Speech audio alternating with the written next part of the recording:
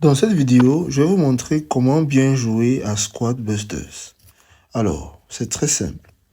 Pour bien jouer à Squad Busters, il est essentiel de comprendre les mécanismes de base du jeu et de développer des stratégies efficaces. Voici quelques conseils pour vous aider à améliorer votre jeu. D'abord, vous devez comprendre les mécanismes du jeu. Lorsque nous parlons du mécanisme du jeu, là je parle des mécanismes de base, comme par exemple la composition d'équipe. Ici, nous pouvons apprendre à choisir une équipe équilibrée avec une bonne combinaison de personnages aux capacités complémentaires. Nous pouvons aussi parler de la capacité et spécialité des personnages. Nous devons apprendre les capacités spécifiques de chaque personnage.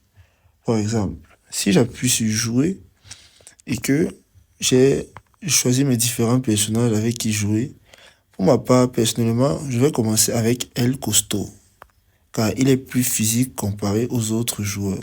Alors, un joueur comme El Costaud, il a plus de sang et comparé aux joueurs que j'ai actuellement, il est le plus fort. À part El Costaud, je peux aussi prendre des joueurs comme Baba. Baba aussi est très puissant. Mais pour commencer, vous devez savoir que en jouant et en débloquant les joueurs, vous pouvez choisir les différents joueurs en se basant sur leur aptitude. Comme par exemple, il serait mieux pour vous de prendre un joueur qui est physique et un autre joueur aussi qui tire à distance, comme les archers. Alors, par exemple, je peux lancer une partie et ici, je peux sélectionner les différents joueurs de mon choix, tels que Colt. Colt aussi, malgré qu'il n'ait pas assez de sang, il est aussi très efficace, vu qu'il a un sang qui est pas beaucoup, mais qui résiste.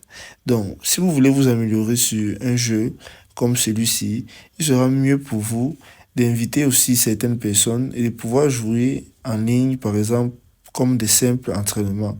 Et ceci pourra éventuellement très bien améliorer votre style de jeu. C'est aussi simple que ça.